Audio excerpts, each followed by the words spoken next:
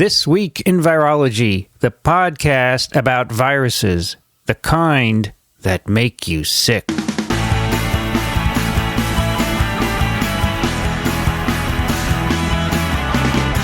From Microbe TV, this is TWiV, This Week in Virology, episode 387, recorded on April 29th, 2016. This episode is brought to you by CuriosityStream, a subscription streaming service that offers over 1,400 documentaries and nonfiction series from the world's best filmmakers. Get unlimited access starting at just $2.99 a month. And for our audience, that's for you, the first 2 months are completely free if you sign up at curiositystream.com/microbe and use the promo code microbe. Hi, everybody. I'm Vincent Racaniello, and you're listening to the podcast all about viruses. Joining me today here in New York City, Dickson Despommier. Hello, Vincent. How have you been, Dickson? Very well, thank you. And your course is almost over, isn't it? It actually ended today, unbeknownst to Really? me. Yeah, the last day of classes are next Wednesday, as I found out today. So next Friday is a non-teaching day for me. Dickson, we have cloudy skies, 12 degrees Celsius. A little nippy outside, actually. It has gotten nippy again. I don't understand. Me neither. It was warm. I actually had to turn the heat on Exactly. last night. Now, there are people in colder climates, of course, but we can complain. Yeah. Also joining us from southeastern Michigan, Kathy Spindler. Hi, everybody. Hello, Kathy. So it's 50 degrees Fahrenheit, which is 10 degrees Celsius. But what I think people have to remember about spring is that the weather can spring from winter to summer and back to winter to summer. And that's what spring is. By people, So- you'd mean me? Not just you. A lot of people just kind of forget that All right, every where year can this I is what go? happens. Where can I go where there's no spring? Oh, California, right? Yeah, San Diego would be a great place. Yeah. or Nairobi, Kenya. Also joining us from western Massachusetts, Alan Dove. Good to be here. And it is pretty similar here. It's 14C, clouding over, probably going to rain soon. So if spring is springing from summer to winter, is fall falling from winter to summer? Exactly. Okay. I think fall is named after the leaves because they all fall off. Right, yes. But spring is different. We have a guest today in studio who has come all the way from Baltimore, or as Matt Freeman would say, Balmer. Balmer. She is a graduate student in the laboratory of Diane Griffin and the producer and founder of Public Health United, Nina Martin. Welcome. Hello, thanks so much for having me today. Came all the way up from Baltimore just to be in TWiV. That's really impressive. Can I have a little geek moment? Yes, of course. Absolutely. OMG, I'm on TWiV! This is like rock star status in the science world. Really? Ow. Ow. Well, we have fun, that's for sure. How And long they don't wear hats. did you come up this morning, Nina? I did. And I was also going to say, Vincent, if you wanted to go somewhere without a spring, go to the Arctic or something. There's no That's spring right. there. True. Yeah, it's not what I had in mind, though. Well, last week I was somewhere without a spring, too. They have a brief rainy season. The Galapagos. Yeah. Yeah, that was pretty impressive. Yeah. That Cool was an pictures. awesome trip. By the way, that was a marine iguana. Marine iguana. Right. All right, we You were can tell because carrying a rifle and saying "hoo-ah!" No, That's right. That's right. it's the only swimming iguana species in the world.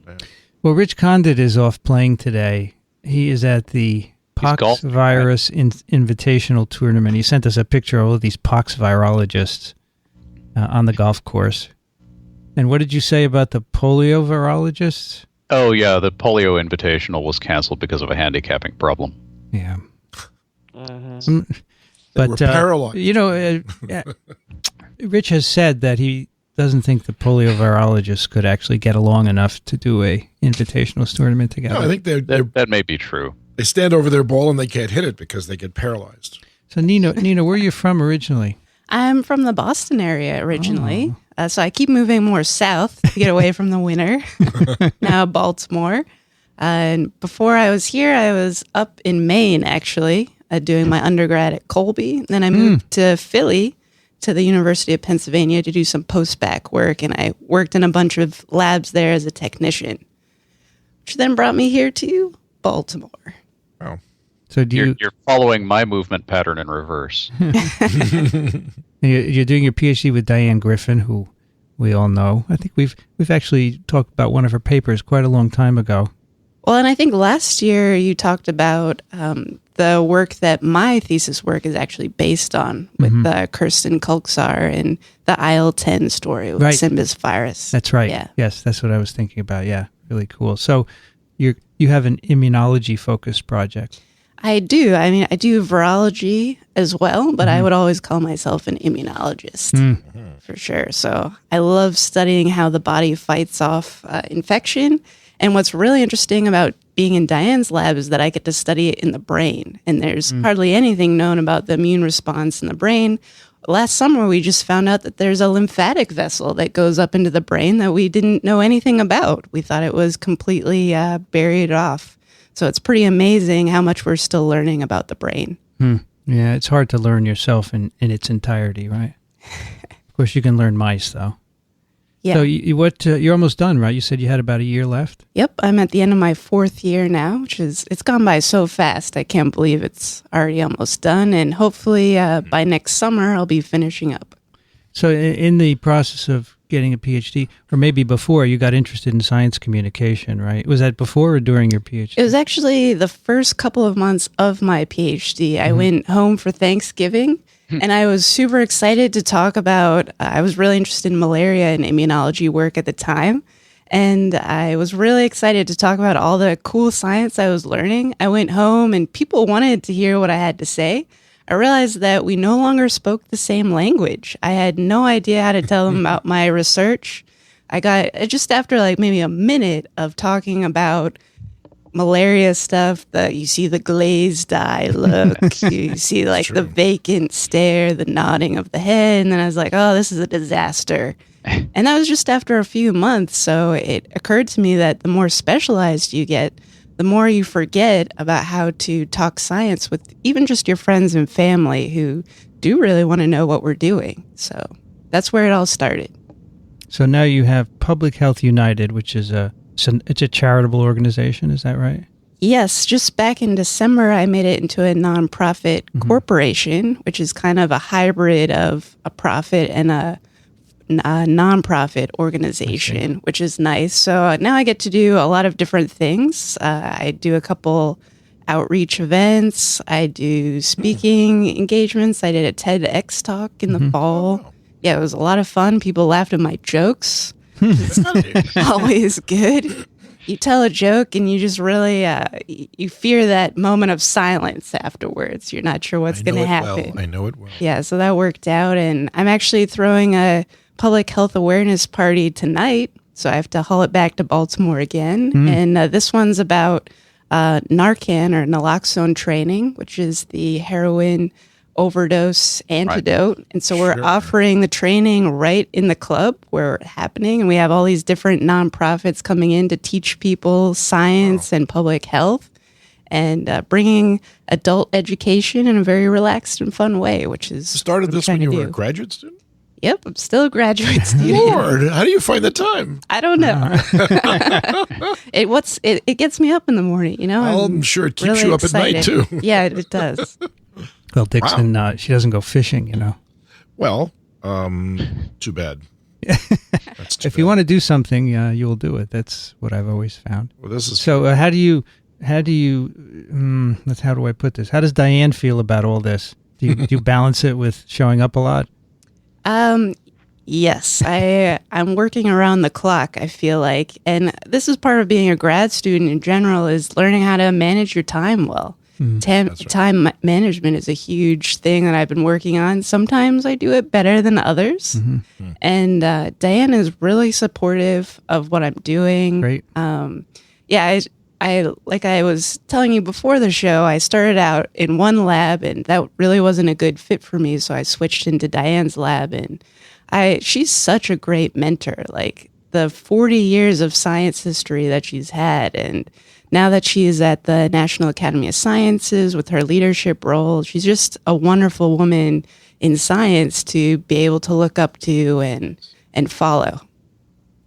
That's great that she's supportive, because I know many people who, as either postdocs or students, want to do communications. They're not supported by their mentors, so they have a hard time. Yeah, well, it is hard balancing everything, and I need, I'm here to do a basic science PhD, so I've got to produce that data. I've got to get in the lab and get things done. You bet. Fortunately, because I was a technician for 8 years before I came into the program, I already came knowing a lot of flow cytometry and other technical skills, so I didn't have to spend time learning those protocols and things, so I could kind of hit the ground running. But yeah, it's something that I try to balance all the time. And we have a new department chair, Arturo Casadevall. Right. And Yes. he is so supportive. I mean, he's really great. I can't say enough good things about him, and he's shaking things up.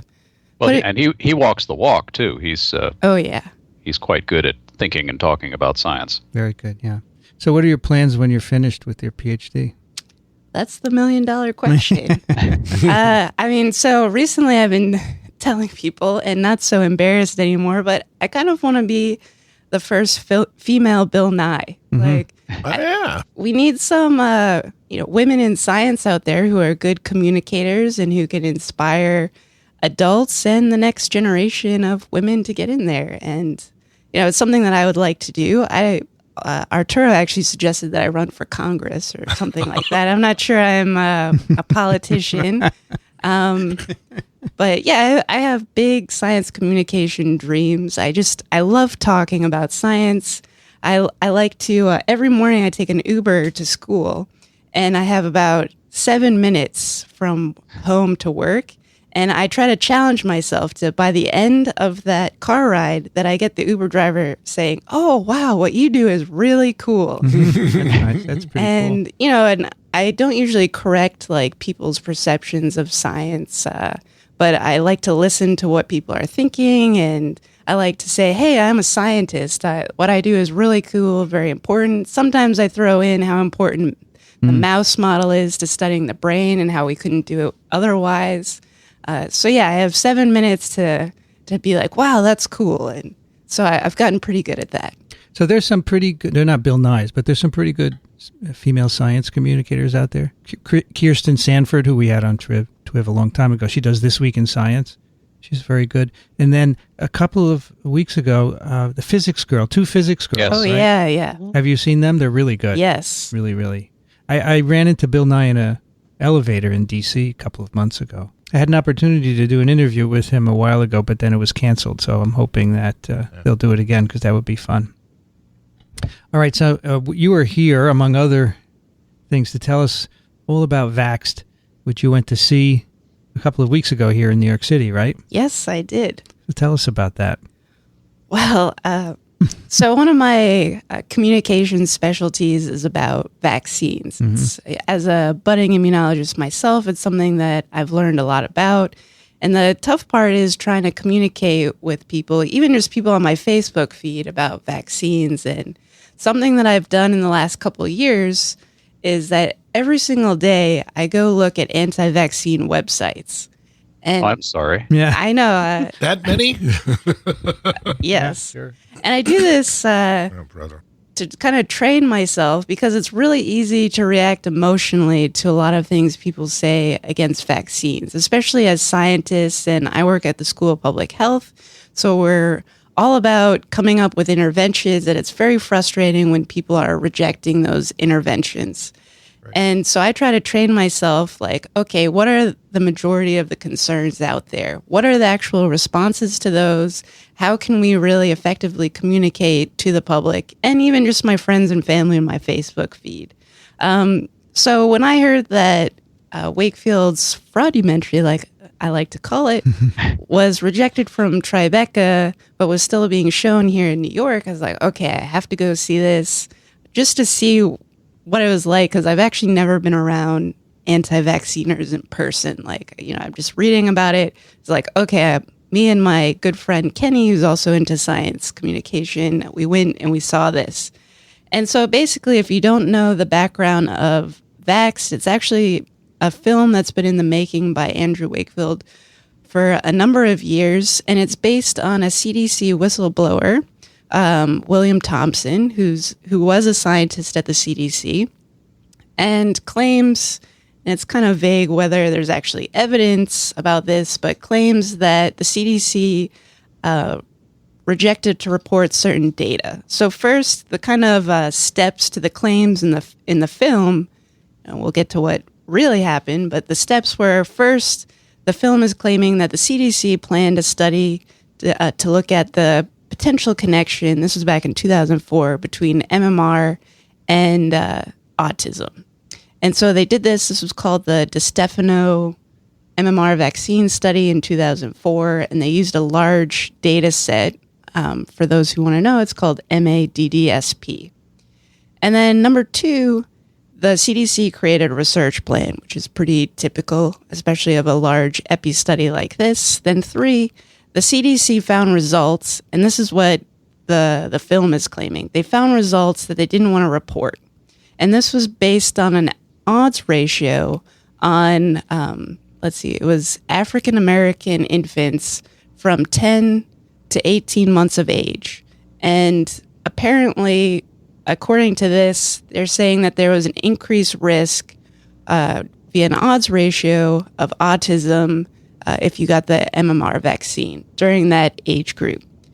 And so then the movie goes on to claim, and this is where it gets like really out there, is that the CDC didn't want to report these odds. And so against what their research plan had said, they decided to deviate from the plan, not report it, and then come up with a new analysis plan without, any kind of approval or anything that included kind of a different set of data that would dilute the sample set. And so there are a lot of things that is going wrong with this film. What Wakefield really likes to do in the film is kind of like they're kind of little truths and then twist them way out of the field. And so that's not just in the film. Oh, well, yes, you're right, Alan. Were there people from the CDC in the film interviewed? No. Oh, I see. So this is one of the funny things about, I was kind of blown away by the audience. I think the audience was I'd never experienced anything like this. I'm finding the words hard to come up with to describe. But so there was kind of tidbits of CDC employees. They talked about the then director of the CDC. And one of their kind of pieces of evidence that fraud was going on is that this director, when she left the CDC, took a job at Merck as a director of the president of vaccine development at that time. And so everyone in the audience was like, oh my God, like she's corrupt. The woman behind me, and I cannot make this up, she shouted out, Cruella! Cruella. Oh, interesting. It's interesting that Wakefield, being proven to be a fraud, makes a movie and claims everybody else is a fraud except him. That's absolutely turning the tables. Well, that's the funny point is afterwards there was a Q&A with Wakefield, and there was one scientist who stood up and pointed this out and was like, you've been accused of fraud. How can you make a movie about other fraud going on? And someone in the audience was like, you work for Big Pharma. And she was like, actually, if I work for Big Pharma, I'd be making way more money. I'm just like an academic scientist. And then someone else was like, stop lying. It's like the audience was incredible. And get the hell out of Vietnam. Those are the same people. Well, maybe not. But so just to get to like point out just a few of the evidence, quote unquote evidence that they use is it is true that there was this odds ratio calculation for African American boys, infants, and the CDC did report this data. It was not left out, but they didn't have to report race data as was laid out in the original analysis research plan. So that was totally false. They didn't have to report on race at all. But they did have this data. They did make it public knowledge. But what Wakefield didn't kind of left out from this whole thing, and this also plays into the fact that the public really doesn't have a good understanding of the core stats that need to be done in these things. So Wakefield showed the unadjusted data, So the unadjusted data was, I think it was 2.5 times more, or there was an odds ratio of 2.5x more likely to have this link. But then the confidence interval, which he didn't mention at all, was 1.5 to 5. So not a good one. Yeah, so he totally ignores this, and then he didn't even say that that was the unadjusted data, so none of the confounders were taken into consideration. None of the other stats were brought up. So, and then there was that, and then there's just absolutely zero real evidence. I mean, that wasn't surprising. We weren't expecting some big revelation, but there was zero real evidence. All the quote-unquote experts that were in the film, that were in the Q&A, they had nothing to do with vaccinology, immunology, or even statistics. Like, if you're going to say that the statistics were weird, you should have a statistics expert on there to explain, whatever your side of the story is. But there was none of that. Was Robert De Niro there? No, he wasn't. He wasn't? I didn't see any celebrities. It wasn't the film festival, Dickson. I know that, but he almost showed it, remember? Well, he didn't. I think Ian convinced him not to, right? Yeah, but he might have reluctantly withdrawn rather than No, I don't think De Niro is a particular believer. I think he organized a film festival, and this was one of the submissions, and he didn't know the subject or the minefield that he just stepped into, and when those things were pointed out, he fixed it. All right. Well, and it's also, he has a child with autism. Yeah, well, that's the reason why I thought he might have known about this film. No, but Ian set him straight, which is good. But they don't mention all the other studies that were done subsequently, and including one of Ian's that showed absolutely no linkage between the Netherlands, MMR and and the Australia 2014 one, that was 1 million kids, no link found. Yes. Wow. The 2004 one was about 2,000 kids, so it was much smaller numbers.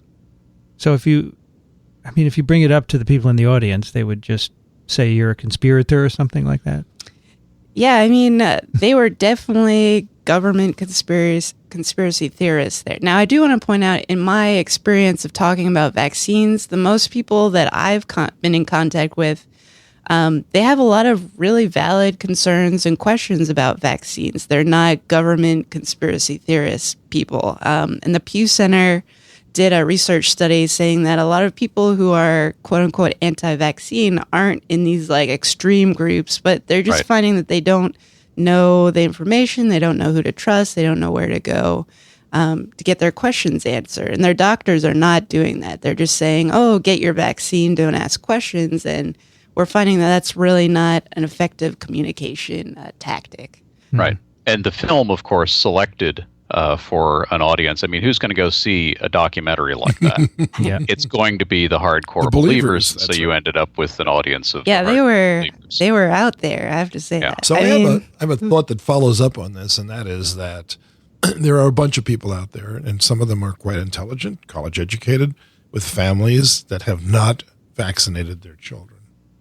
So I would love to know, in those people, and there's a growing body of those people, what the rate of autism is, because they don't ever get exposed to vaccines. It's actually my guess, based on demographics and studies of autism incident rates that I've seen, it would probably be somewhat higher in that group, simply because you're much more likely to have a kid diagnosed with an autism spectrum disorder if you are upper middle class and have access to good health care and actually follow up on why the kid is not doing well at school and so forth.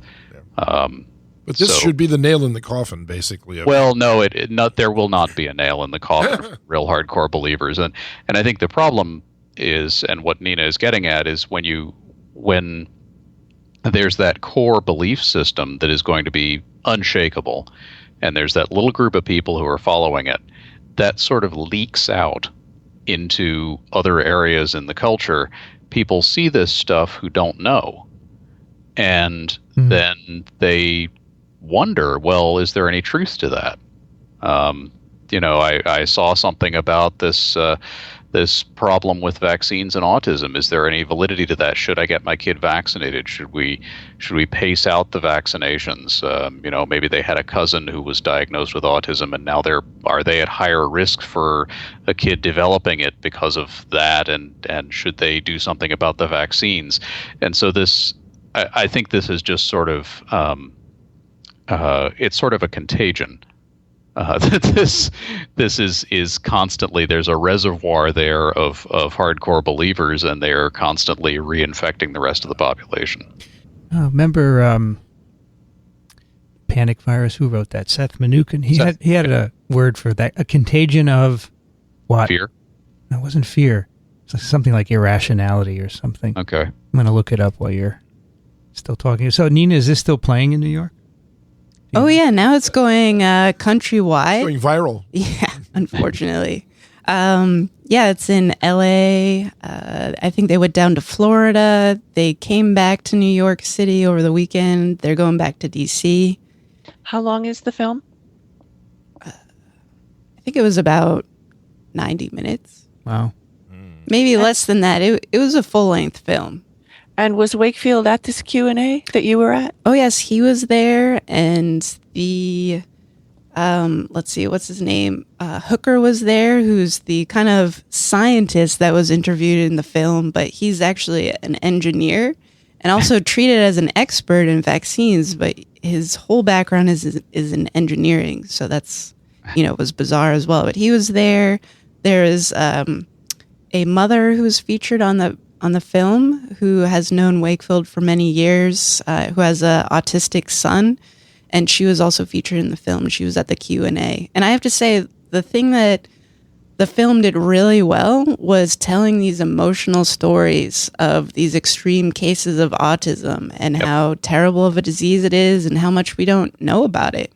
Of course, Wakefield has no proposition of what mechanism could lead between vaccines and autism, but man, did he paint an emotional story that really does. That's the game. That's the selling point. Sounds like we should work on autism, right?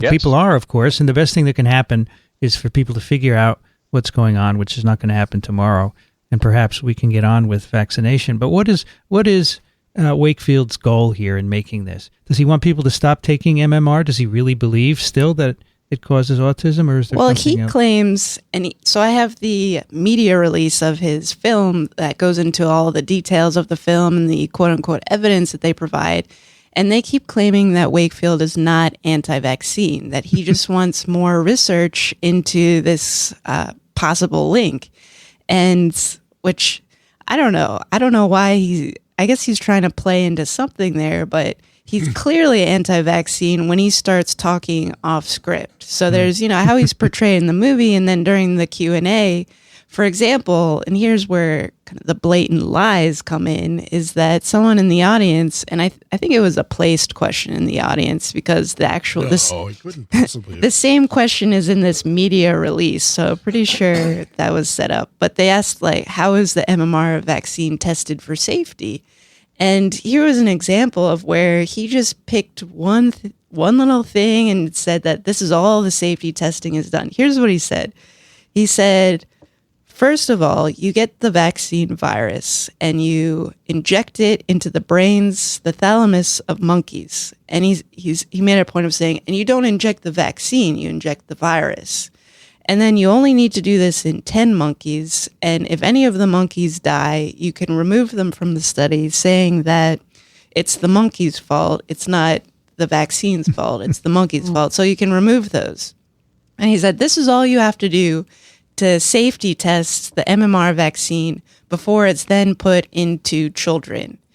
And he was like, this is from the WHO, and I kind of followed his paper trail, and it is true the WHO does recommend that study, but it was totally taken out of context because this is one of many things that they do to test the vaccines. It's a very rigorous, decades-long process, and that was the recommendation to kind of check what the virus's impacts could be in the brain and neurological deficits. But that was one of many things that they recommend doing. But he, of course, cherry-picked that out of this very long document.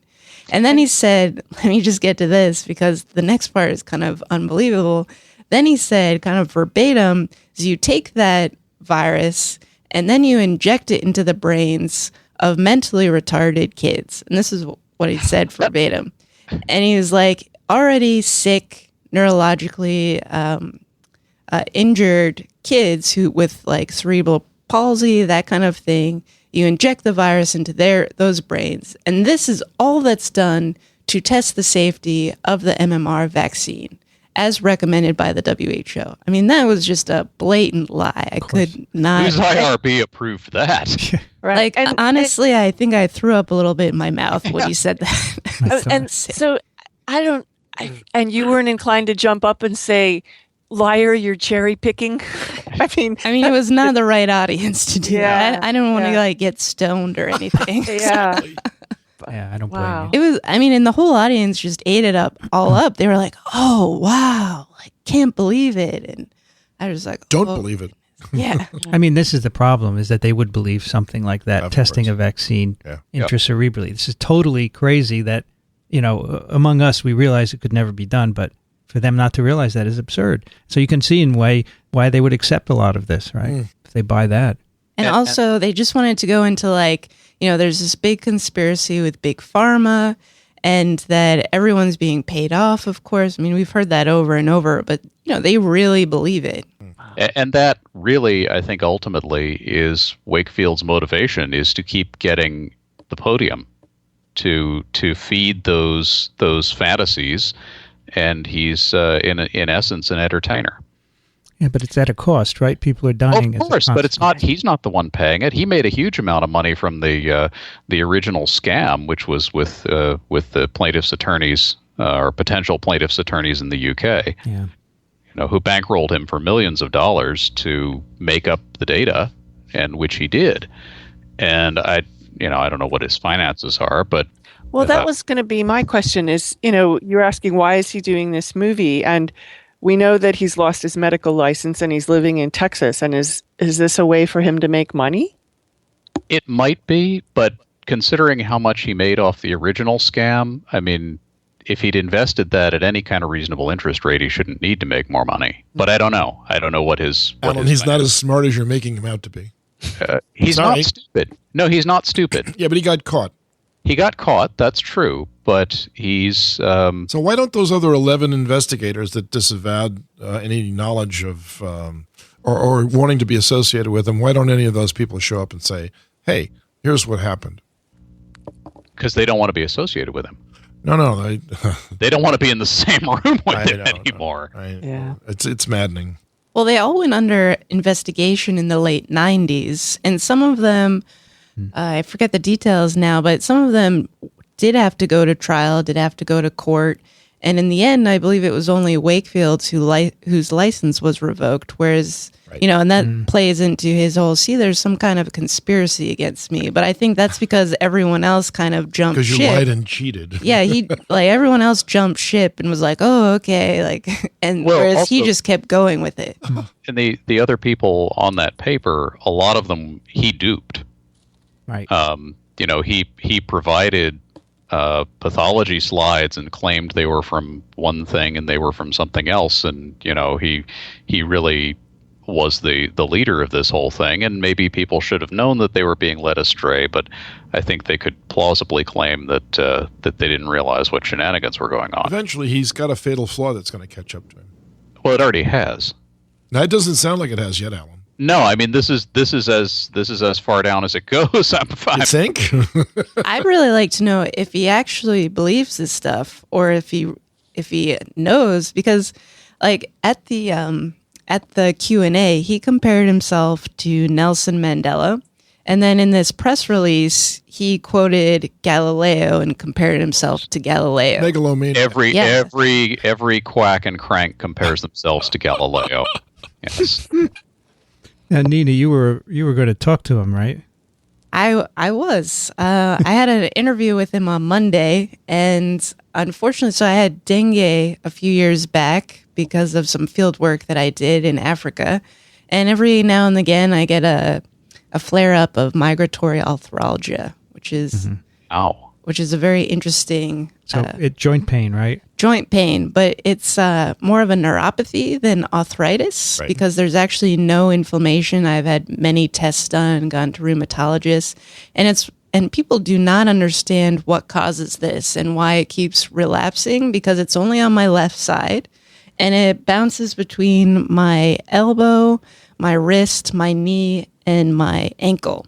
And it just kind of goes back and forth between them, and nobody has any explanation. I've been through lots of tests. It all comes back fine. MMR. Don't ask Wakefield for an explanation. I just said MMR. MRI. Been through all that. And so I have to take this medication, gabapentin, which is a neuropathy meds, and the side effects from that, it gets rid of the pain, but really was not able to go for an interview at that point because I would have needed my full intelligent capacities to spar with him. So This would have been one-on-one, right? yeah, one-on-one Wow. Where was that going to happen? here. In New York City? Yeah. He's here? Yeah, well, he was. He's traveling all over the country, so he was there for a few days. Right. Hard to hit a moving target. So are you able to record this, or are you just going to write it down, what he says? We're gonna reschedule for next month, I think. So, and my relapses only happen once every several months, so it should be fine. No. Let us know how that goes. Or you're probably going to write it up in your blog, right? Oh, definitely. Yeah, we'll do a podcast together. We're going to have a recorded podcast together, and assuming that goes okay, I will publish it. But so fortunately, I think it was good news to have it postponed because now I have more time to get some coaching, how to interview him, and really rehearse my part at least. Yeah. Well, I hand it to you for doing that because I would never want to talk to him because I would just feel he wouldn't say anything of use, but I'm sure that you can get him to say something.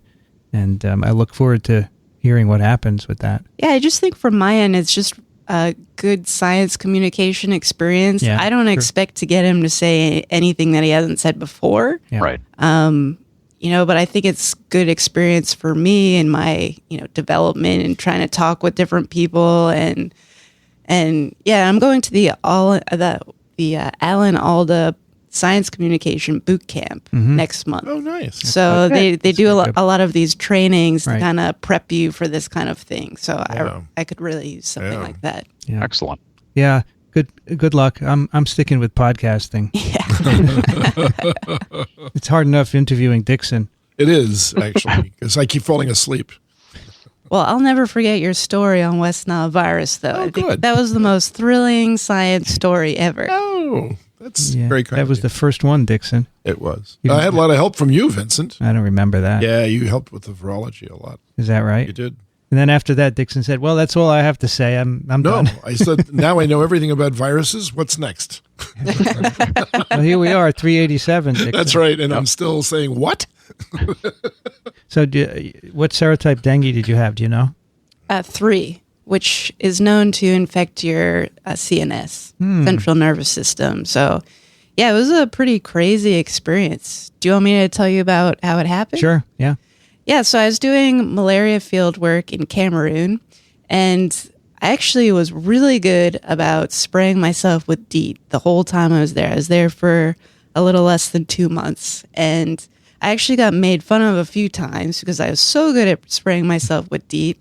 I was at a French research station there. I speak French, so I was able to get along with people. And someone came up to me and said, "Hey, did you just come back from the gym?" And I was like, "What are you talking about?" No. And he's like, "Oh, you're all sweaty." I was like, "No, that's my protective layering of DEET." But it was the night before, it was the night that I was leaving to come back to the U.S. I was in my apartment there, and it was dusk. And I had forgotten to reapply my DEET that day.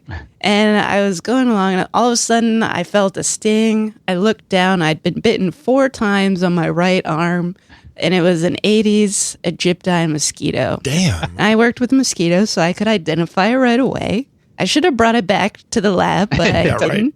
right. And then I was at a PAHO Malaria Day conference just 4 days later. Pan American Health Organization. Oh, All yes. those are not- Thank you, Dickson. That's quite right. Yeah, I was in DC. And suddenly I was sitting in a chair there, And I go to my fiance who's sitting next to me. And I say, hey, is it getting cold in here? And he's like, no, I think it's fine. And then suddenly I started getting these like rigors, like real shakes in my leg muscles. And I said, hey, I don't think I'm doing so well. I think we should go back to Baltimore. And so we got in the train, and we were with some other people, and so they were all chatting. Between DC and Baltimore, which is about an hour, I went from just having rigors to having the retroorbital eye pain, like severe pain behind your eye, what's it called? Photophobia, severe pain in all of my joints. Break bone fever. Break bone fever. It's got the right nickname. And lethargia. I couldn't move my hands really. And so like super high fever. And of course, I work in the molecular microbiology and immunology department. So I called up my good friend Clive Schiff, who's a famous malariologist at the department, and so I was able to get all these tests right away, and it came back negative for malaria, and we didn't know what it was. I went through all these testings. A few days later is when I started to get this crazy migratory arthralgia, and went through all these tests. A few weeks after that, I started to get these daily paralytic attacks. Wow. Where for like 5 minutes a day, I'd be in my chair, couldn't move. I could think just fine, but just couldn't use any of my limbs. It was pretty scary. And of course, the people around me, they really wanted to help me when that was happening. So they'd be like, do you need some water? Can I go get some water? I'd be like, dude, I'm paralyzed. I can't drink anything. And yeah, so that lasted for a few months, and just like tired all the time. You weren't hospitalized? I was not hospitalized. My platelets crashed. I had kind of like the classic things, but there was nothing they could do for me except monitoring, really.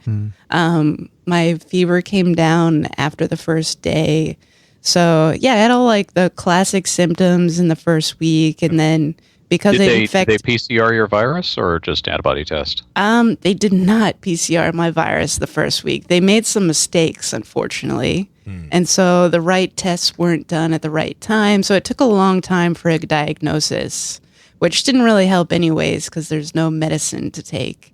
And I just wanted to say, I think, and why I hope there's a vaccine for this someday, is that the real impact of dengue and other mosquito-borne diseases like this is the impact on dailies, which is, the impact to your daily life. So I study this stuff. In the first year in school, I learned about the textbook dengue symptoms that last, a few weeks, and then you recover. What you don't realize is that there's years of recovery from these diseases. Like, I'm still not back to where I was, though. I'm not complaining. This was 2.5 years ago.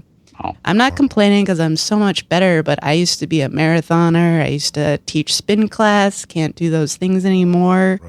So it's really the long-term impacts of these tropical diseases. That's what's impacting, economies, all these different things. I can't imagine, being elsewhere and having to deal with this. And millions of people are infected every year. Exactly. We don't read that in the textbook. The after effects, pretty much. Yeah, the long-term impacts. And it's not studied. So this migratory arthralgia, there's hardly any info on it. It's not understood if there's viral RNA that are still in my joints, or if something's happening in some pocket of my brain. Like, there's really no research on this and no answers. That's the toughest part, I think. Well, and most of the people who are suffering from these diseases are in places where a lot of that is not going to be tracked. Oh, yeah. So we have a huge data void on even how common that is. Yeah, and they're not going back to the clinic once they're able to go work, so... By the way, my mosquito bites from last week are now itching like crazy.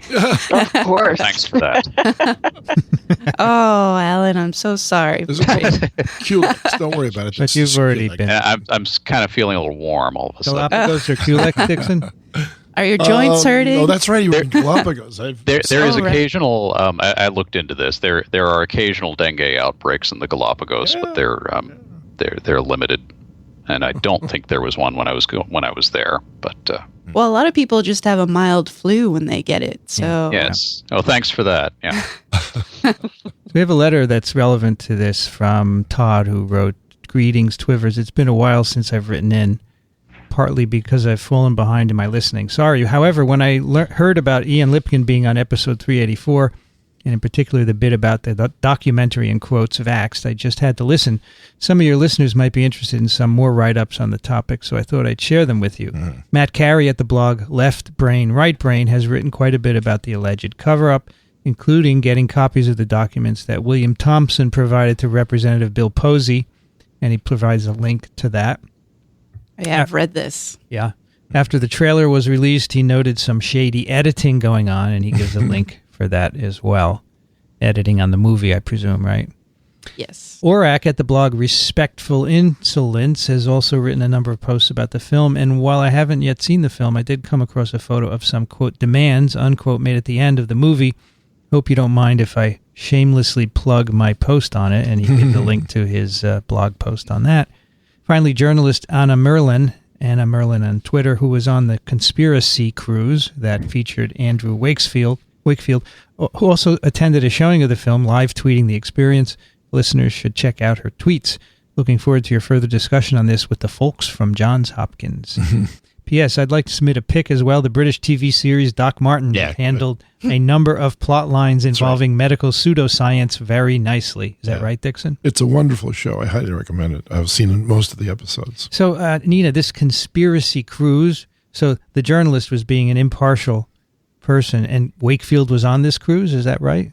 Do you know anything about that? Anna has an excellent article about this cruise, which you should be able to Google pretty easily. Oh, so it's his cruise, basically, and Conspiracy is... No, Conspiracy was... It's a conspiracy nut group that organized this cruise. He was the star. A star, okay. Got it. But it was also conspiracy theorists about every, we didn't land on the moon, and naturally the Kennedy assassination. The Earth is flat. Yeah, the Earth is flat.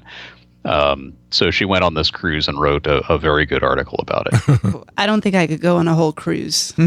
No. The movie was enough. Kudos to her for taking one for the team, but it's a very, very good article. All right. Anything else, Nina, before we move on? That just about do it? I think that just about did it. So I think the only thing else I wanted to say is that I got a fellowship this year to design and teach a class of whatever I wanted to do, which is pretty cool, to Hopkins undergrads. And I designed, of course, a science communication class. Nice. And our first unit was on vaccines.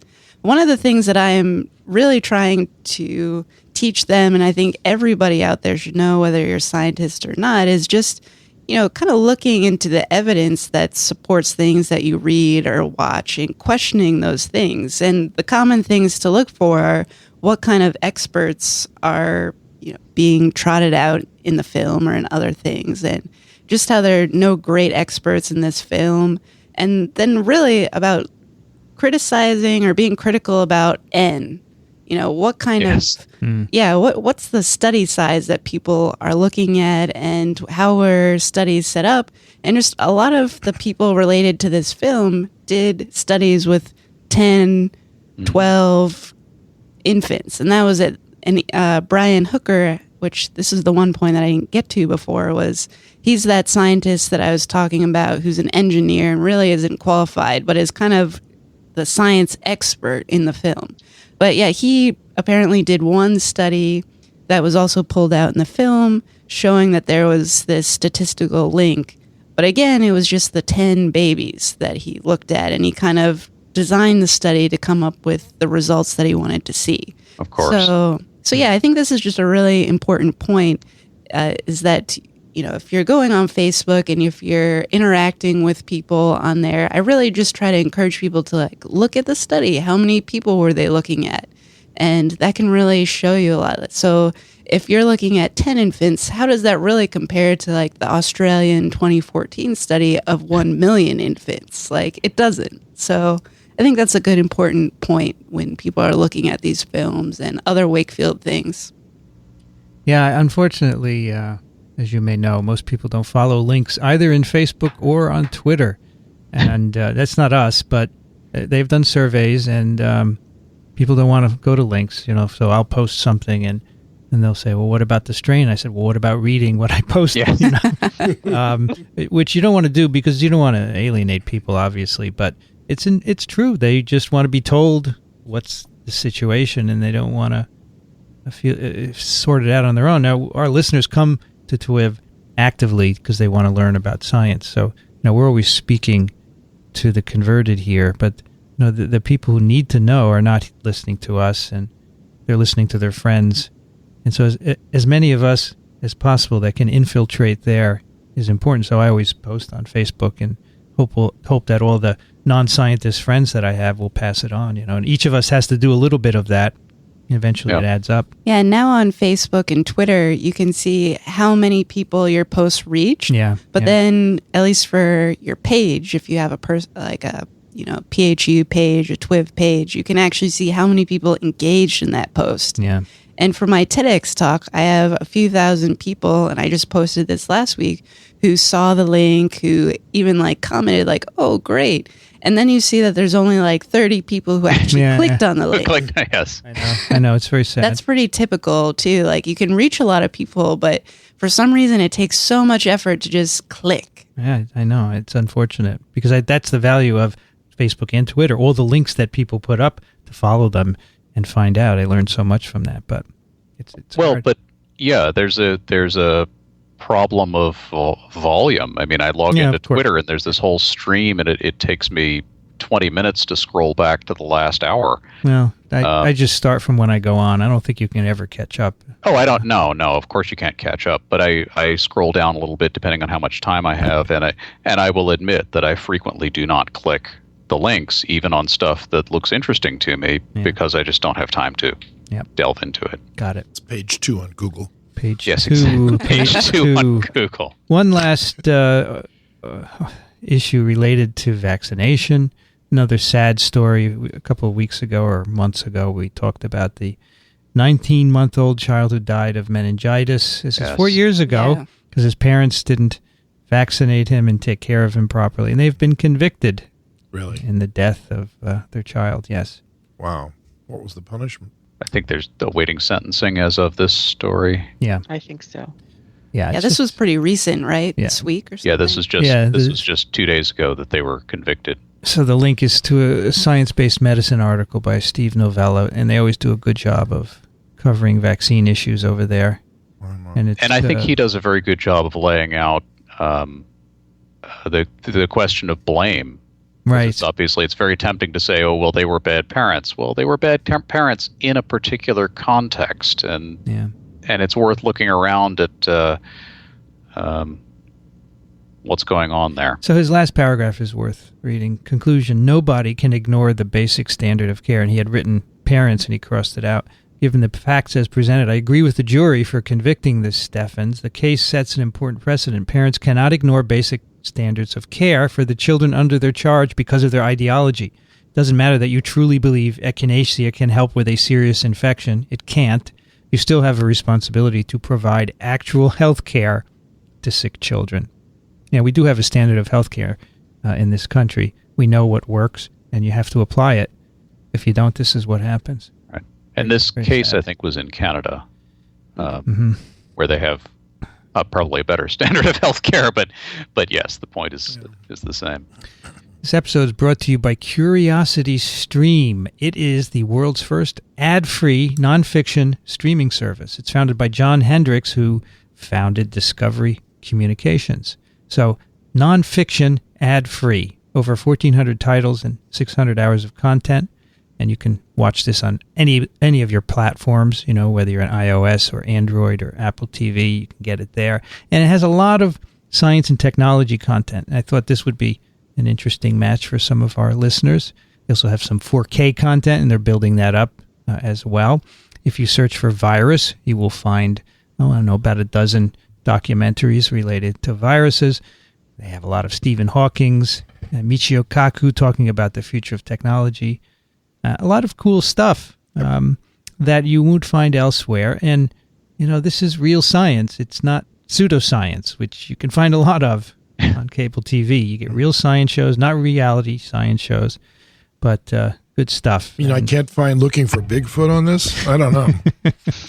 Wait, so this is by the founder of Discovery Communication. Discovery Communication. John Hendricks. It's called Curiosity Stream. That's a good deal. It's ad-free, and of course, I like getting ad-free things, and of course you have to pay for that. It's not free, but there are monthly and annual plans available, and they start at $2.99 a month, or as they say, less than a cup of coffee or one title on competing on-demand platforms. That's absolutely true. Certainly less than a slice of pizza.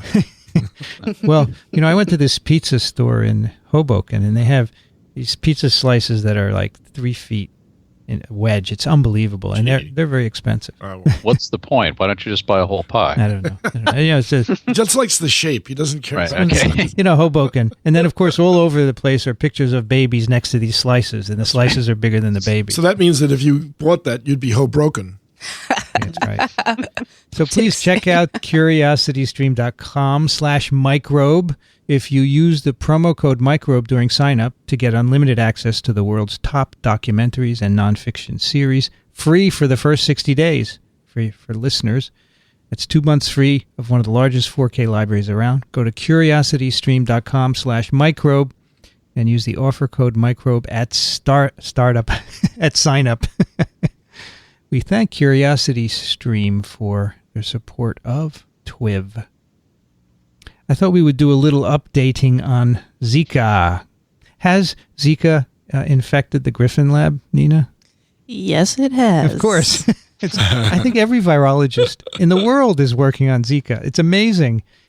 And we haven't talked about it for a few weeks because we've done other things here on TWiV. And remarkably, no one has complained yet.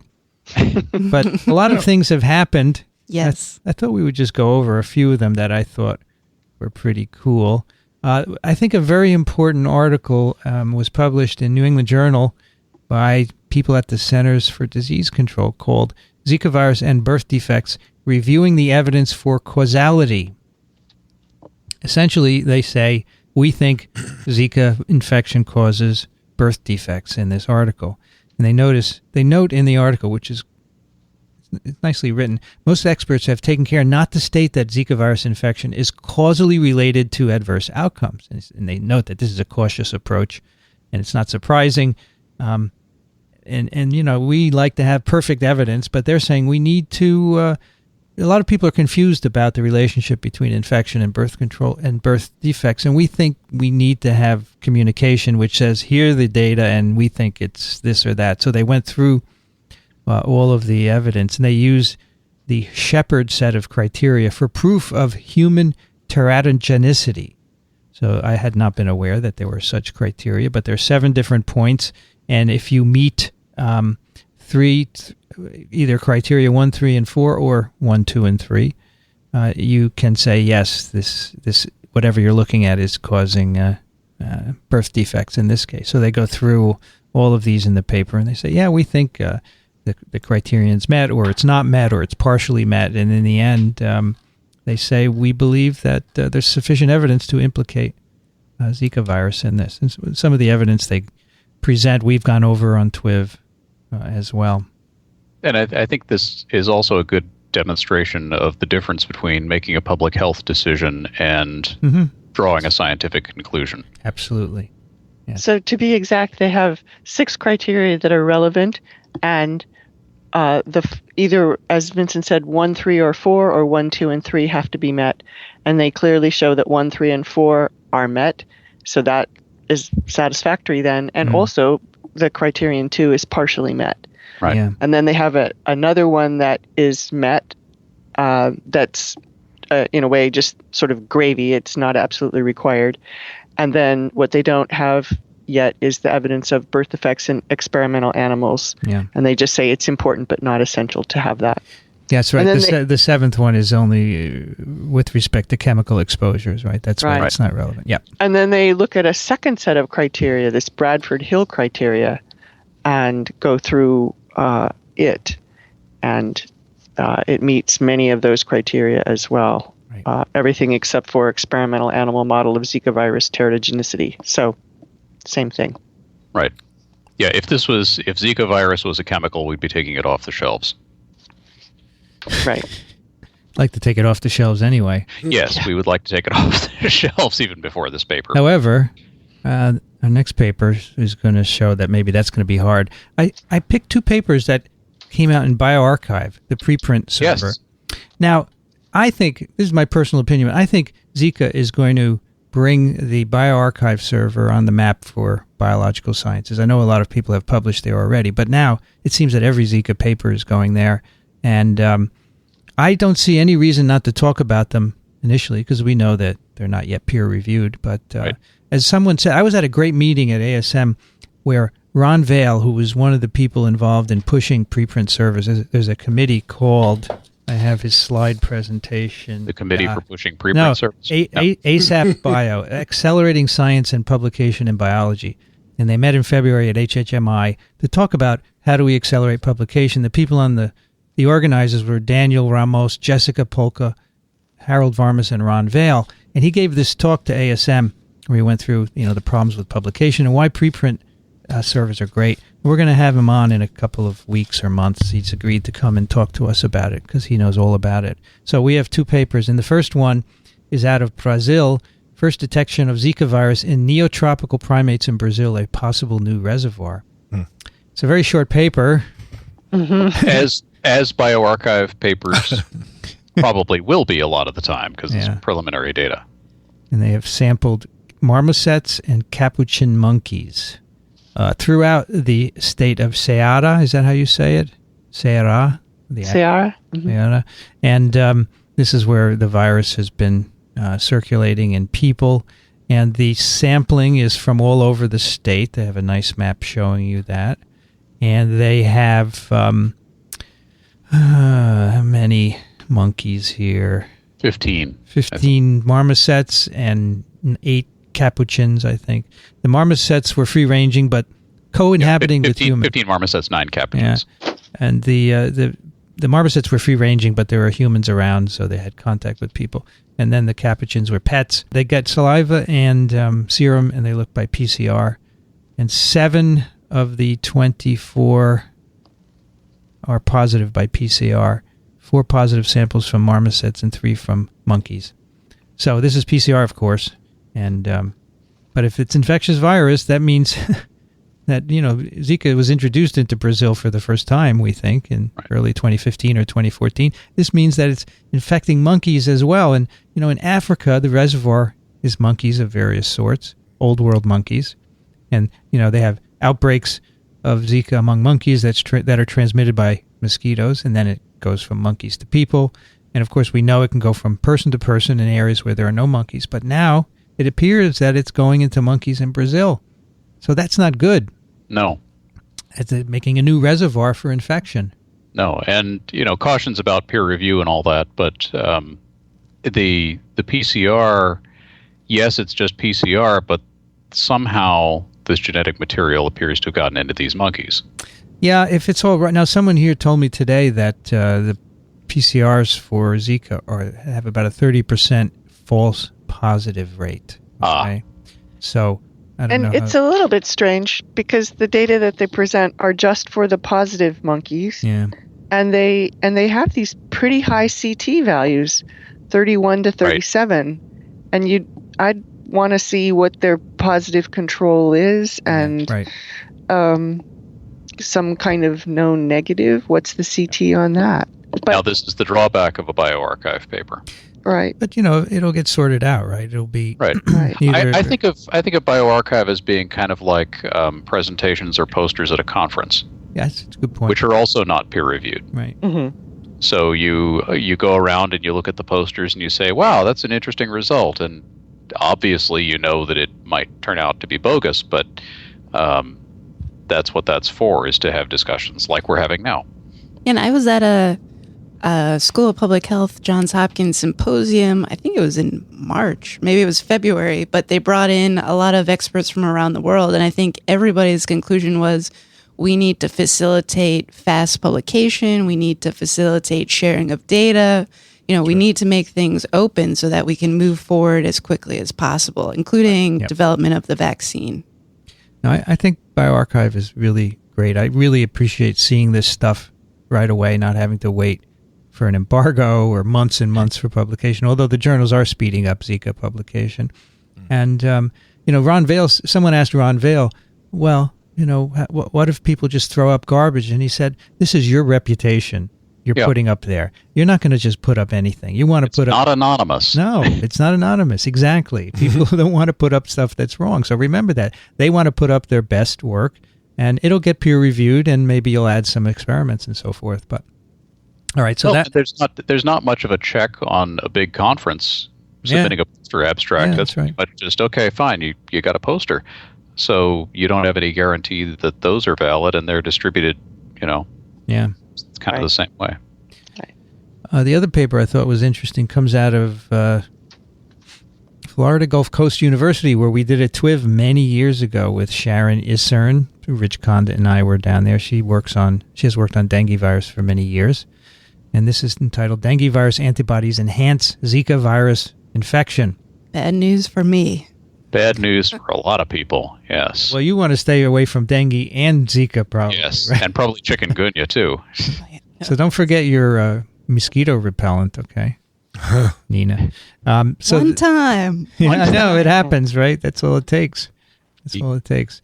So in this paper, as everyone knows, first infections with dengue, although not without long-term sequelae, are usually cleared, and then you have an antibody response to that serotype. But if you get a different serotype, the antibodies can enhance infection by binding to the virus, although not neutralizing it, and then the virus is taken into cells via Fc receptors, which will bind the antibody. So that gets the virus into new cells, and you make more virus, and you have different pathological consequences. So they want to know, is this happening with Zika? And so they have two different kinds of studies. One, they have 2 human monoclonal antibodies that have been isolated from people who have recovered from dengue infection. They show that they don't neutralize Zika, but they do bind to the glycoprotein of Zika virus. And in cells bearing Fc receptors, adding antibody to dengue to Zika will allow enhancement of Zika virus replication in those cells. They also show the same thing with human sera, not monoclonals, but human sera from people who have recovered from dengue. And most importantly, they show that the enhancement is knocked down by antibody to the Fc receptor. So that brings up something that I can't remember. Dickson will probably remind us who said it, that extraordinary claims require extraordinary evidence. And, I think this is a potentially a strong claim. And there are a few things about it that I would like to have seen done better. And this came up with some of these earlier Zika papers too. If you try and really figure out how they did stuff, it's kind of hard because the details just aren't there. And again, this one hasn't been peer reviewed, so ideally the reviewers will point things like that out. But this thing that you just mentioned, Vincent, I think this experiment was done one time with the Fc receptor blocking antibody, and they don't show us a control, or they say it's right. I think a couple of controls are here. There's one where they normalize, or they talk about fold increase, but we don't know what that fold increase is over. Right. and as try as I might, I could make up something based on their materials and methods, but I can't quite tell. So yeah, that's an interesting point. So I actually emailed Sharon the other day. I said, are these cells completely refractory without antibodies? She said, no, it's very, very low. She told me the CT values, and it's not 0, but it's really, really low without adding the dengue antibodies. But again, the reviewers will ask for that, and it'll presumably. Right. Is it over just, is it compared to just cells without any antibody? Is it compared to cells with that mouse anti-human receptor antibody, some isotype control? It's just... Yeah, one of many things about it that I like in most papers, there's a round of review, and then typically you have to do some more experiments. Right. So no paper is perfect. The serum experiment, which is really kind of the crux of the matter, monoclonal antibodies. Okay, that's interesting, but the convalescent serum experiment is really kind of the money shot, and it's not deeply satisfying. Yeah, I'll put it that way. So, nevertheless, if this is true, and it has to be validated, and also in animals and people, this is big deal, right? Because, Yes. as we mentioned earlier, there's a dengue vaccine that's just been licensed. And what if those antibodies make Zika worse? That's a real problem, right? Well, and it's something we've been wondering about with the complications that people are seeing or suspecting with Zika virus. Is it Zika virus in isolation, or is it Zika virus after you've had dengue? And this might feed into the latter possibility. Yeah. Now, I wrote about this the other day, and there's been a lot of conversation on Twitter and on the blog. People say, "Oh, this happens all the time with flavies. It's no big deal." I said, "Well, does that mean you're not supposed to investigate it because it happens all the time with?" I don't understand this logic at all. To be frank. No, it's a very important question. I had assumed somebody was looking at. No, I think other people are, and they're putting out results. The cool thing is that when you put it on bioRxiv, you have a publication date, and props to them because these are all undergrads that have done this research. I think that's great, and that's one of the undergrads on the paper tweeted. She said, "These are all undergrads," and I think that's great that they can do this, right? Yeah. So cool. Good job. One other paper caught my eye, two others actually. One is the finding, a very short report of Zika virus IgM in the cerebrospinal fluid of babies born in Brazil with microcephaly after birth. And that's the whole paper. Yeah, that's it. They had blood and CSF from 31 neonates in October, born with microcephaly, and Zika-specific IgM found in 30 of 31 CSFs and 28 of 31 serum. So these kids were clearly infected with Zika virus, right? Yeah. It's very, and then, that's adding to the... Hey, Vincent, I do have a question about this. Just from knowing that there's a lot of cross-reaction between different flaviviruses, how certain are they that those are Zika IgM? Yeah, it's a good point. They did try doing PCR, but it was, too late. It was too long after infection. So it could be that some of these are... they don't even mention that. Although I noticed that just yesterday a paper was published on a new assay which distinguishes between, Zika and dengue and other related viruses that would presumably get around that. But yeah, I think that's a good point. They did simultaneously test these samples for dengue. Right. So they have comparison That's right. They're for each negative, individual sample, the serum IgM for Zika and for dengue. And so for a couple of them, they say that they almost certainly had dengue, and whether they were truly positive for Zika or they were just cross-reactive with dengue. That's the main one you'd be concerned about, right? Right. Dengue. Yeah, it looks like there were 1, 2, 3, 4, 5, 6 of those. Yeah. But again, if new tests should get around that issue, so we'll see more of that. The last paper, which I think is really cool, it was published in Cell. It's called Brain Region Specific Organoids Using Mini Bioreactors for Modeling Zika Virus Exposure. And the virology here is really just a tiny little afterthought, but the science is amazing. Yeah, the virology is the proof of principle of making these mini brains. This is from, in part, your institution, Johns Hopkins. Do you know any of these groups at all? I looked through it. I didn't know anybody, actually. And so I work with the immune system in the brain, and I was actually having this conversation the other day that I love working with the mouse. I love the model. I'm so grateful that we have that available. But it's really limited because, it's just so complex how we test the immune system in their brain to viruses. And then I'm so glad that you brought up this paper. I was like, this is the answer. Or one of them.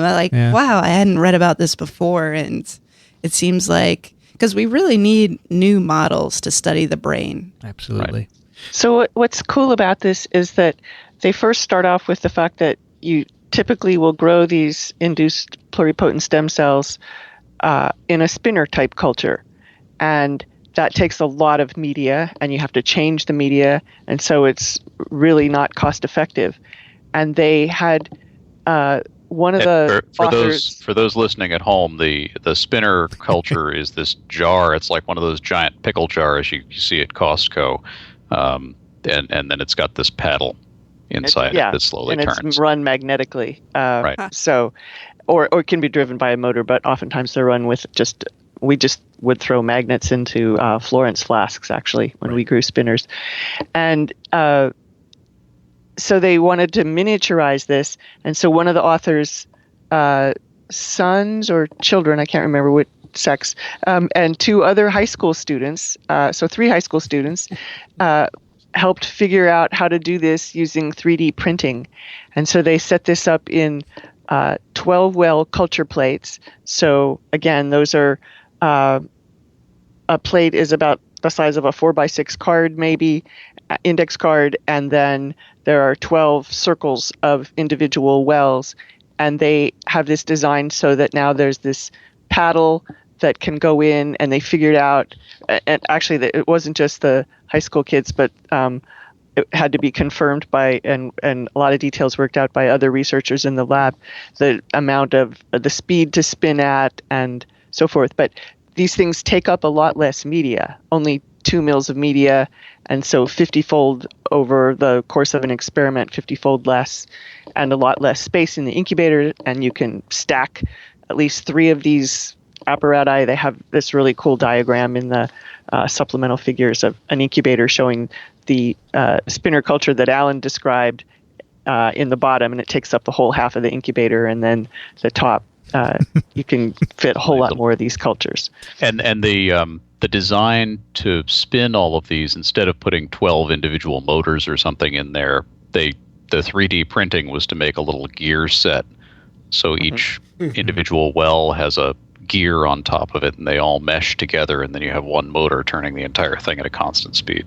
Yeah, I think this paper was originally just to make that system and make it more inexpensive. That's clearly that's clearly what they and in set fact, it could have gone without the Zika because it's very impressive. It wouldn't have gotten into cell though. I don't know about that, but it's. I mean, the organoids, which are multi-layered miniature brains, essentially, they replicate the whole developmental pathway, and have multi-layers, and you have neural progenitors. So there's a lot in here, staining with markers and so forth. They're beautiful fluorescent stains. And then they infect them. So they can model different parts of the brain, in forebrain, midbrain, hypothalamus, and so forth. So then, and contrary to a typical cell paper, this is open access, by the way, so you can very good. Anybody can look at it. And they infect the forebrain with Zika virus, and they show that the virus preferentially infects neural progenitors, and that they use the African and the Asian Zika virus strains. So the virus is killing these cells, and the volume of the layer is smaller. And they say, in a developing fetus, if the virus gets into these neural progenitors, that could cause an outcome of microcephaly. So it's a really nice model. So they've invented a vertical brain farm. Yes. Pretty much. And another key figure is in the supplemental ones, where they show the size of the organoids in a mock infection and the size in a Zika virus infection. And it's just a nice visual. They're much smaller. There's a 1 millimeter one, and then one that's about 4 times that in volume is the uninfected one. And then they go through and they look at various markers, to show which kinds of cells are infected. Right. And they look at caspase-3, which is increased in the Zika virus infection, and caspase-3 relates to apoptosis, relating to cell death, which relates to the phenotype of microcephaly. And the other marker that they look at a phosphohistone H3, which is a proliferation marker, and that decreases in the Zika virus infection. So you're seeing less proliferation and more cell death. A lot of cool. They can also look at different times after they can let these cultures develop, short, and which is recapitulating what's going on during fetal development. And they infect at different times. And I think they found that early infection at earlier times is more effective at targeting these cells and causing cell death. So, and if they infect at later times, then they actually start to see some neuronal and astrocyte involvement. Yep. Yeah, it's really cool. I love it. Yeah, gorgeous pictures. So I'm glad to hear it's open access. Yeah, that's good. So did we say the authors? Zhuyu Chan is the first author, and Guoling Ming is the last author. And I believe most of them are, they're from Hopkins, and then there's also people from all over the place. So a bunch of different places. Open access, you can check it out. Yep. This episode is also brought to you by the American Society for Virology. They want you to know about their annual meeting, which is coming up in Blacksburg, Virginia, at Virginia Tech University from June 18th through the 22nd. The local organizers, X.J. Meng and Zach Edelman. and their committee are arranging the venue for this meeting. Keynote will be Stephen Russell on oncolytic viral therapy, followed by 5 days of symposia, workshops, poster sessions, and state-of-the-art lectures. Listen to Joe Handels. Yes, sir. I'd like to insert here that Grant McFadden was the one who arranged all the plenary session speakers. As Vincent and I know, that's the president's job. It didn't get included in this copy, and I Why don't keep you stick forgetting it in? to add that. Put it in so I will say it in the future. Right. Okay. And of course, the president does the morning, and then Kathy and her committee does everything else. Wow. And she's exhausted. Are you going to do this for another 5 years? Is that right? The term is 2 years as chair, and I was already vice chair for 2 years. Very good. Come listen to Joe Handelsman talk about leading the White House Office of Science and Technology Policy. Cool. And of course, you can be part of a live TWiV audience and enhance your presentation skills at the Career Development Workshop. Also this year, of course, ASV will have a special Zika virus oral workshop and poster session, and they have given a call for late-breaking Zika abstracts deadline of May 16th. You still have time. Early registration ends on May 20th. You get reduced rates up until then. Go to asv.org for more information, and I do hope to see you there. Nina, you're going, right? Oh, I was about to plug myself. Say, if you want to learn more about the immune response to alpha viruses, come hear me speak. I think it's Saturday night at 7. And then my best friend in the lab, who works on the measles side, she'll be going, I think, right after me. So Wonderful. So Diane Griffin in the house. All right. All right, let's do some picks of the week. Alan, what do you have? What do I have? Oh, yes. So this is a YouTube video, The 5 Rules of Lab Safety. And it's what would normally be an extremely boring subject that nobody would click on or watch, but it's done in a much more entertaining fashion. So it's The 5 Rules of Lab Safety with zombies. With zombies. Yes. Yeah, it's great. Wow. It's great. I almost sent it to my health and safety people, and I forgot. So I might still do that. So It's by very forgetting to follow the 5 rules of lab safety, somebody started the zombie apocalypse. And so you can learn what those rules are and avoid the same fate. good. Yeah, our IBC needs this, you know. Well, they Because have I remember sitting through some pretty lame videos Yep. on this sort of thing. Dickson, what is your pick? I'm looking at it right now. I just picked it today. Did you look at it before you Of picked course I did. Of course I did. And it's loading. Give me a break here. Come on. It's a New York It's Times. going to autoplay. Yeah, It's going to playing on his autoplay. iPad, It's a New York Times video of the animals of Chernobyl. Wow. And it's what happened to Chernobyl after people vacated the area. It's 1,500 square miles worth of territory. I didn't realize it was so big. And the wolves have come back. The moose have come back. All the animals are there, and they're radioactive, and they're still surviving. And so this is a remarkable adaptation, if that's truly what we're looking at, as to what's there. But this is a scientist that goes in there whenever his radioactivity drops to a certain safe level, he gets to go back for another trip. And it shows him using spiderweb formation as a way of knowing whether or not the spiders are normal. And there was a place where he mentioned where they were not. I think it was around Fukushima, where the spiders were actually so hot that they couldn't make standard webs. But from what he was showing in this video, the standard webs looked pretty good. The symmetries were all there and everything else. But they're using, for biomarkers, they're exploring this at a very, very fine level. And I thought it was a very interesting video to watch. And it's, of course, still loading on my computer. You know, But I did watch it from start to finish, though. It was actually quite fascinating. Nina, speaking of Arturo Casadevall, came up earlier. You're chairman, right? Yes. So he has studied when they first. Hey, Dickson, stop it! I'm going to try to turn this. How do I turn this off now? Okay, there. Just break it. I just did. Thank you. So when they first opened Chernobyl years ago, for the first time, they saw on the walls growing a black fungus, and Casadevall was able to study it. It's a Really? radio dependent fungus. It depends on. I didn't know that he did that. He has a paper on it. It's very Really? cool. Yes. Wow. I wonder if he has pictures of it. He's in. I think there's a picture of the wall when they first went in. It was just covered with this black stuff, and it was in the dark, and it was incredibly hot, radioactive, and this thing was growing away. Incredible. So after the world is destroyed, these fungi and the cockroaches, of course, will be and living. the pigeons. Kathy, what do you have? I picked something that's images from BBC News, the 20 best science images of the year. Oh, look. And the first one is a thermal image of a normal hand and a hand of someone with Raynaud's. And so it's got very cool colors because Wow. Raynaud's people have that defect. And then there's wiring the human brain. There's this picture of someone with a black henna allergy and the blisters on the skin under the henna. Speaking of things that'll make you itch. Ooh. Yeah. Looks like jewelry. Wow. Yeah, it does. And then there's dividing stem cells in the brain, something we were sort of just talking about.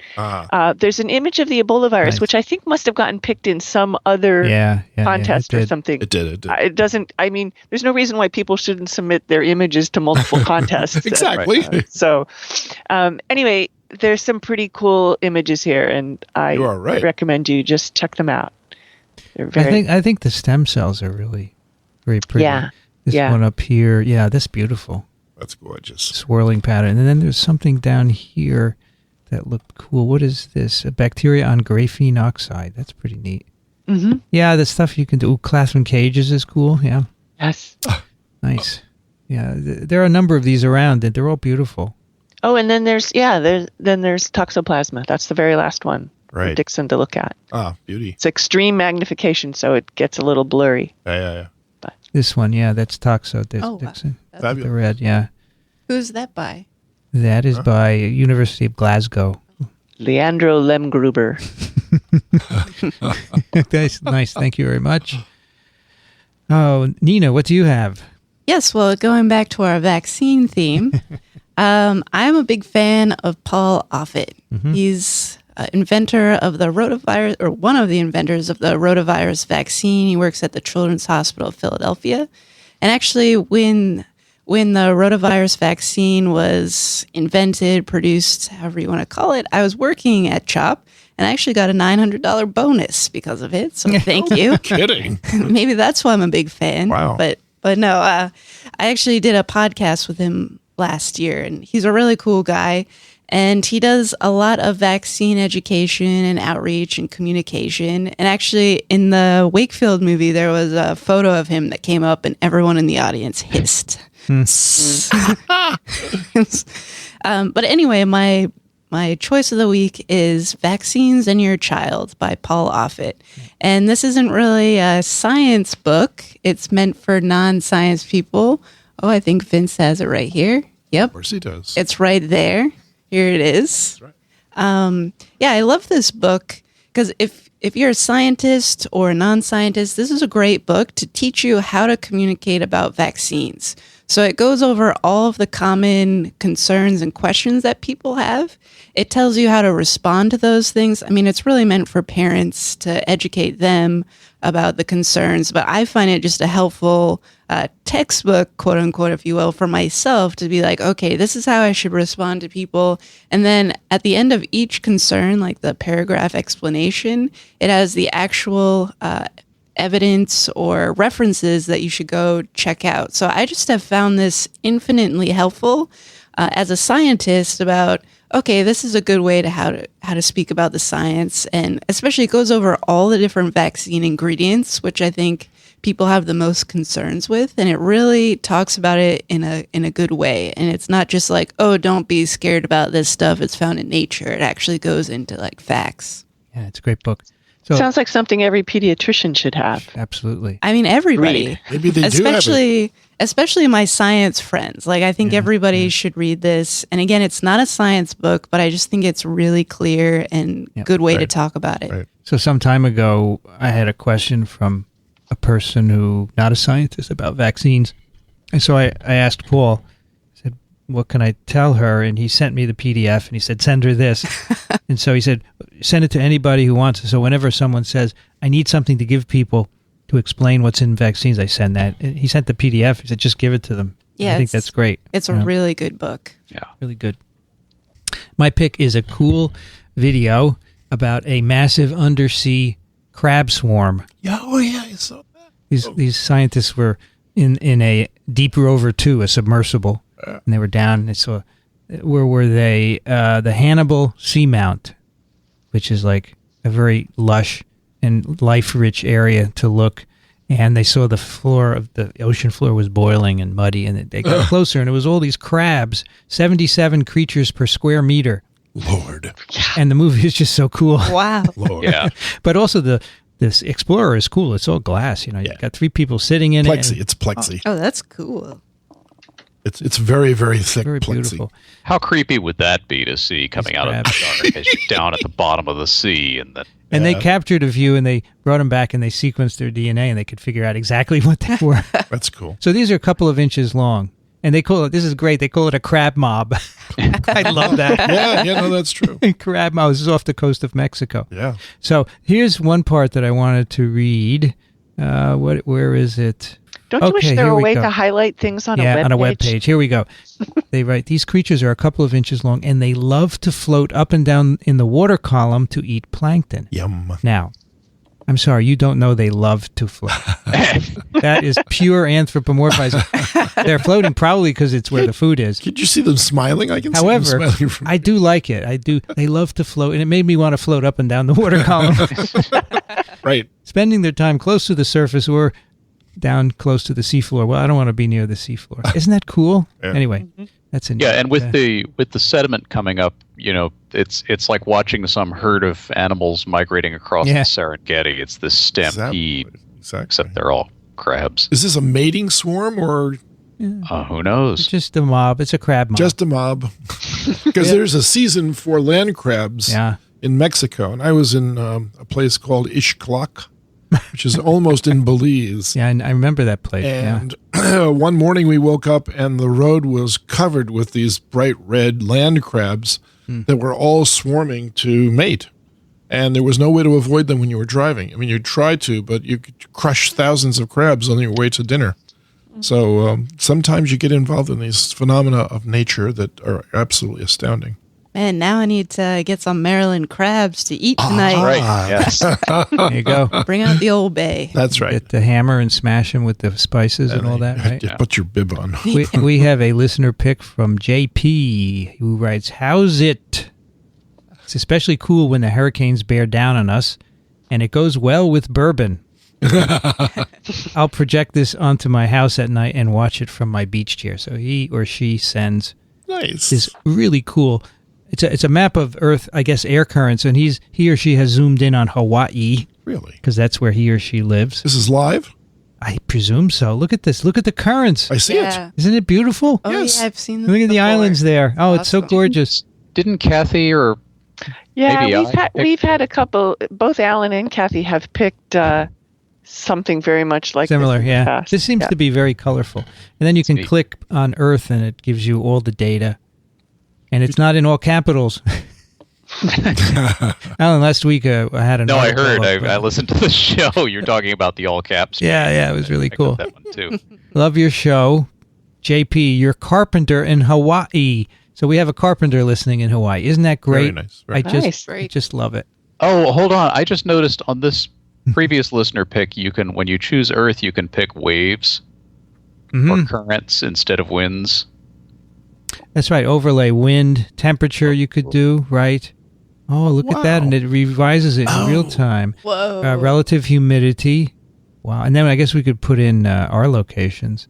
That is really cool. You know what it looks like from here? Because I can't see the Hawaiian Islands. So but from beautiful. here, Right here. it looks like a time-lapse photograph of a colony of fibroblasts.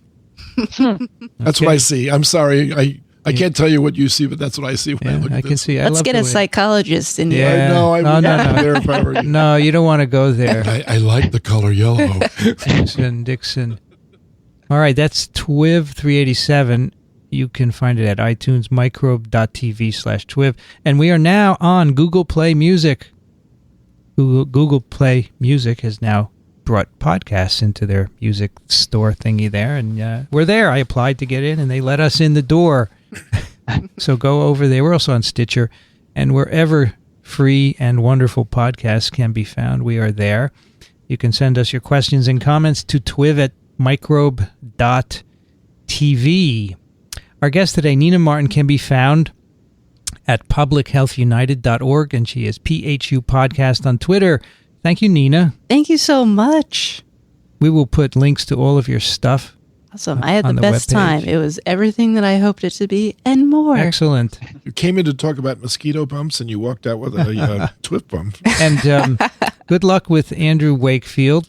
Let us know how that happens, how that works out. Right. And good luck with communicating. Thank you very much. We'll see you at ASV. Yes, definitely. Dickson Despommier is at verticalfarm.com. Thank you, Dickson. Pleasure. Kathy Spindler is at the University of Michigan in Ann Arbor. Thank you, Kathy. Thanks. This is a lot of fun.